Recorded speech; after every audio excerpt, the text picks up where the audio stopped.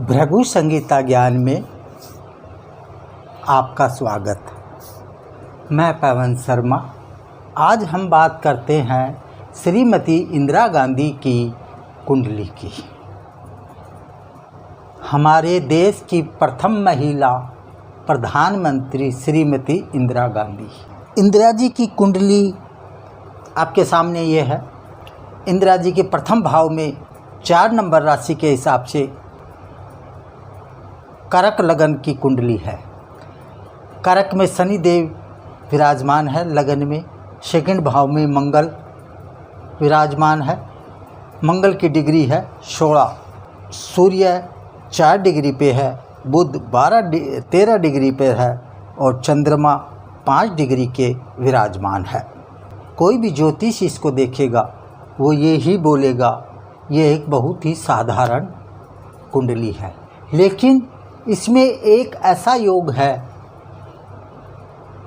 जो इंदिरा जी को राजनीतिक में इतना ऊंचा उठाया और देश का प्रधानमंत्री की पोस्ट पे उन्होंने 20-22 साल तक राज किया। क्या योग है वो देखिए आप कि स्थान परिवर्तन। स्थान परिवर्तन का अर्थ ये है कि शनि जो बैठा है 4 नंबर राशि जिसका मालिक चंद्रमा होता है उसमें शनि विराजमान है और 10 नंबर का मालिक शनि देव होता है, वहाँ चंद्रमा विराजमान है। मतलब अर्थ ये हुआ कि शनि के घर में चंद्रमा विराजमान है और चंद्रमा के घर में शनि विराजमान है। एक दूसरे के घर में ये विराजमान है। ऐसे ही मंगल के घर में सूर्य विराजमान है। ये मंगल का घर 8 नंबर, इसमें सूर्य विराजमान है और सूर्य के घर में 5 नंबर सूर्य जिसका मालिक होता है उसके घर में मंगल विराजमान है। स्थान परिवर्तन हो गया। अब आ जाओ इधर गुरु। शुक्र के 2 नंबर राशि के मालिक शुक्र है जिसमें विराजमान है गुरुदेव। गुरुदेव के घर में शुक्र विराजमान है। 9 नंबर जिसका मालिक है गुरु, उनके घर में विराजमान है शुक्र। स्थान परिवर्तन है। हर ग्रह एक दूसरे ग्रह से बंधा हुआ है। अगर गुरु यहाँ कोई भी शैतानी करते हैं तो शुक्र उनके घर में कोई भी नुकसान कर सकते हैं। एक दूसरे के घर स्थान परिवर्तन होने के कारण बंधे हुए हैं, एक दूसरे का ये नुकसान नहीं कर सकते। ये हो गया स्थान परिवर्तन।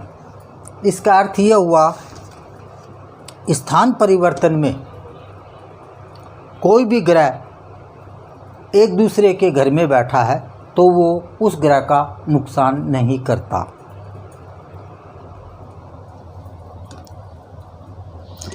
इंदिरा जी की कुंडली स्थान परिवर्तन योग। इंदिरा जी कुंडली स्थान परिवर्तन योग शनि चंद्र के घर में है और चंद्र शनि के घर में। गुरु शुक्र के घर में है और शुक्र गुरु के घर में। मंगल सूर्य के घर में है और सूर्य मंगल के घर में। अब आ जाओ, ये बात तो आपके सामने हो ही गई। अब ये देखो शनि। सबसे पहले शनि पे चलते हैं, लग्नेश से चलते हैं अपन। यहाँ शनि विराजमान है। अपनी 7वीं दृष्टि पत्नी के घर में जहाँ चंद्रमा विराजमान है उसको देख रहे हैं। चंद्रमा जो है वो अपने राशि करक राशि को 7वीं दृष्टि से देख रहे हैं। चंद्रमा जो है वो मन के कारक होते हैं, ठीक है। शनि है वो कर्म के कारक। कर्म का मतलब ये शनि मेहनती होते हैं, मेहनत करने वाले, सही ढंग से कार्य करने वाले भी होते हैं। बेईमानी न करने वाले ग्रह भी शनि को माना जाता है। शनि एक मजदूर श्रेणी की कैटेगरी में आते हैं, ये भी साथ में है। मेहनत करके सही ढंग से कार्य करते हैं। ये शनि का स्वभाव होता है कि शनि क्या करता है, बिल्कुल शांति से कार्य करता है, सही तरीके से कार्य करता है। कोई भी बेईमानी ये शनि देव नहीं करते। शनि किसी का भी बलवान होगा तो उसमें उस जातक में ये योग्यता आपको मिलेगी। तो ये क्या है, यहाँ मन के कारण होने के कारण दोनों की आपस में दृष्टि मिलती है। उससे क्या होगा, उससे ये होगा, इन दोनों लव मैरिज हो गई, ये समझो आप। क्योंकि लग्नेश अगर सप्तम भाव को पूर्ण दृष्टि से देखता है तो वो क्या होता है, प्रेम विवाह बोलते हैं उसको, प्रेम विवाह होता है। इंदिरा जी ने प्रेम विवाह किया, ये इससे स्पष्ट हो रहा है। नंबर 2 पे आ जाओ आप। यहाँ मंगल बैठा है, ये प्रॉपर्टी का घर है, यहाँ मंगल विराजमान है। मंगल की डिग्री बहुत अच्छी है।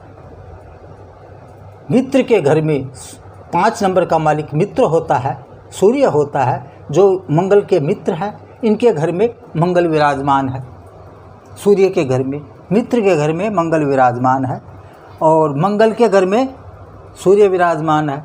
वैसे भी इन दोनों की स्थान परिवर्तन हो गया, लेकिन वैसे भी ये मंगल जो है ये सूर्य के मित्र होते हैं। अच्छा, अब दूसरा, ये प्रॉपर्टी का घर है, पिता और दादा की प्रॉपर्टी इस खाने से देखी जाती है, ये आपको सभी को पता है। तो यहाँ क्या होगा कि प्रॉपर्टी के मामले में इंदिरा जी को क्या मिला, ये देखो। अब आप, बहुत संपत्ति मिली, पिता की पूर्ण संपत्ति मिली, क्योंकि मंगल जमीन का मालिक भी है। और ये घर जो है, जो भाव जो है सेकंड नंबर का, ये प्रॉपर्टी का मालिक है। प्रॉपर्टी किसकी, बाप दादाओं की प्रॉपर्टी, कमाई हुई प्रॉपर्टी नहीं, कमाई हुई प्रॉपर्टी मिलती है 11 नंबर से, 11वें भाव से। यहाँ क्या है, दादा की प्रॉपर्टी इनको मिली या पिता की प्रॉपर्टी इनको मिलेगी, तो मंगल उसका कारक होता है। और उससे क्या हुआ कि इनको पिता की संपत्ति मिली, नंबर 1। राजनीतिक में पिता का जमा हुआ सब माहौल मिला, उस माहौल के हिसाब से। और इंदिरा जी को नेहरू जी से क्या मिला, कांग्रेस पार्टी मिली, ये समझिए आप। प्रॉपर्टी के रूप में मिली ना कांग्रेस पार्टी इंदिरा जी को। इंदिरा जी का कोई काम किया हुआ नहीं था, लेकिन इनके पिता का काम किया हुआ था, इसलिए इनको यहाँ प्रॉपर्टी मिली।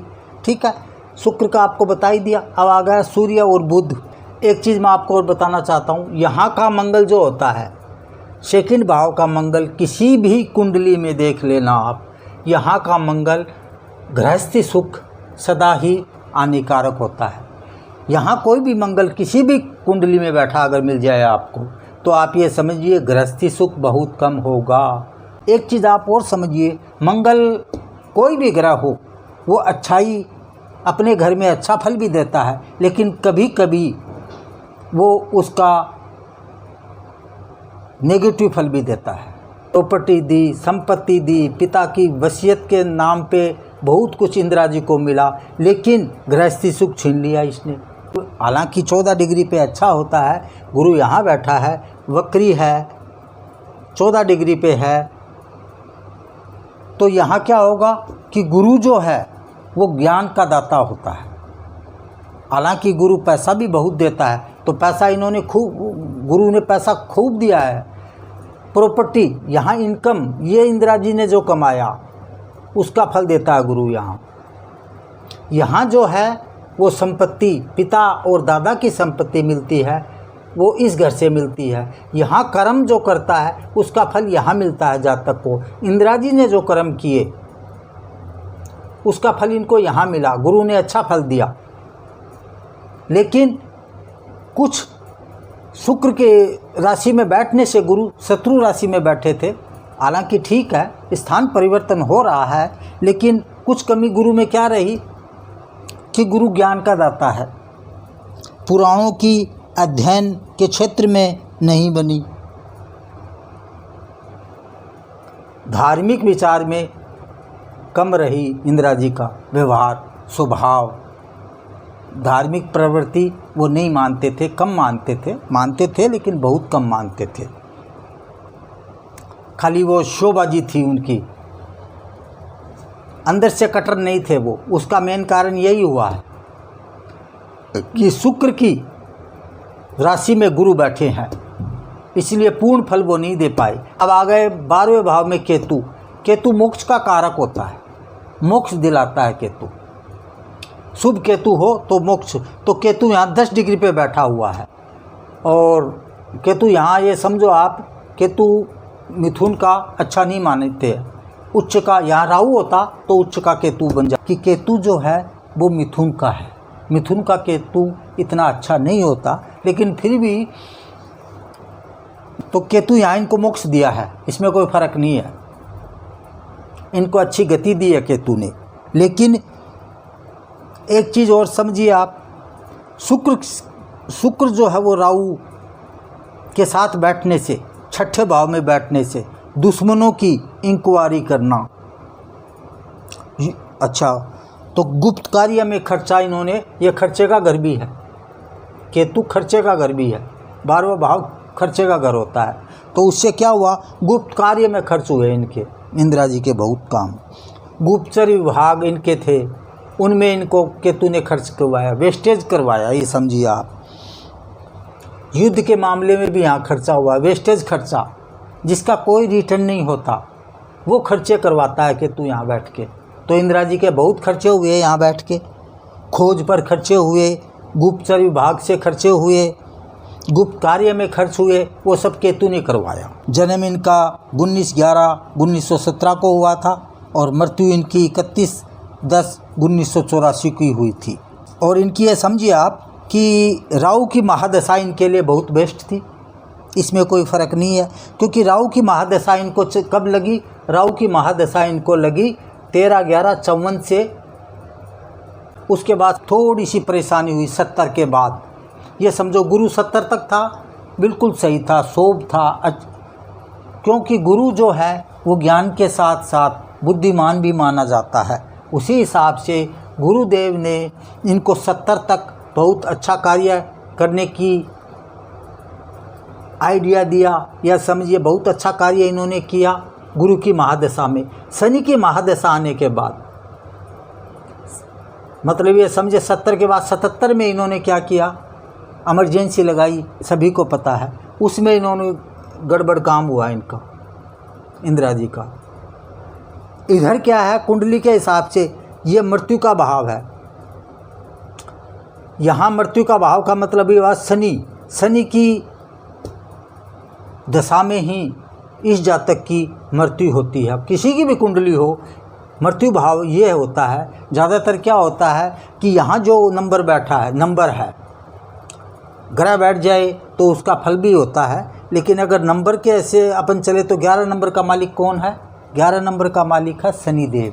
तो शनिदेव की महादशा में इनकी मृत्यु होनी थी, वो एक अलग बात है कि वो अनहोनी हुई। 89 तक इनकी शनि की महादशा थी, लेकिन 84 में इनका स्वर्गवास हो चुका था। मैं ये समझाना चाह रहा हूँ कि कोई भी ग्रह जो होता है वो अपना फल अपने हिसाब से, कुंडली के हिसाब से हम फलादेश करें तो वो सही बैठ सकता है।